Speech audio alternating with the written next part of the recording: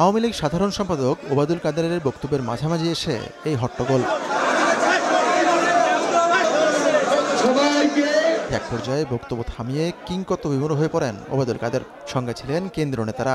বুধবার বেলা 11টায় সাবেক ছাত্রলীগ নেতার সঙ্গে বৈঠকের কথা ছিল সাধারণ সম্পাদকের, কিন্তু বৈঠক না করেই 11:15টায় ব্রিফিং শুরু করেন ওবায়দুল কাদের। পরে বৈঠক হবে কিনা সেটিও বলেননি তিনি। সে সময় পেছনের সারিতে বসা সাবেক নেতারা সাংবাদিকদের সরে যেতে বলেন। ক্যামেরায় ফুটেজ ধারণে সমস্যা হবে একথা বললে সাংবাদিকদের দিকে তেড়ে আসেন অনেক নেতা।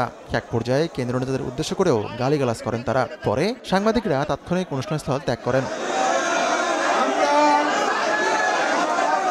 সে সময় ওবায়দুল কাদের সবাইকে শান্ত থাকার অনুরোধ করেন, কিন্তু কেউই তার কথা কানে না তোলায় মতবিনিময় সভা না করেই চলে যান সাধারণ সম্পাদক। এর আগে তিনি বলেন, ৭৫-এর ঘাতকদের উত্তরসূরিরা বাংলাদেশে সাম্প্রদায়িক জঙ্গিবাদের সূচনা করে। বাংলাদেশে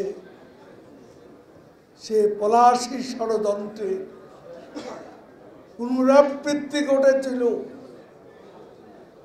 সেদিন যে হত্যাকাণ্ড,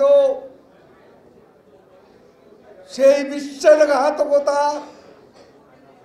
খন্দকার মুস্তাকের সঙ্গে সেনাপতি জিয়াউর রহমান ছিল।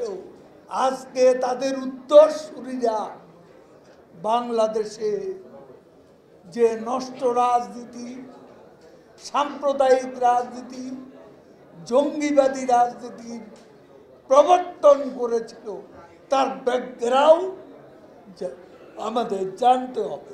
এই অপশক্তিকে রুখতে ঐক্যবদ্ধ থাকার আহ্বান জানান ওবায়দুল কাদের।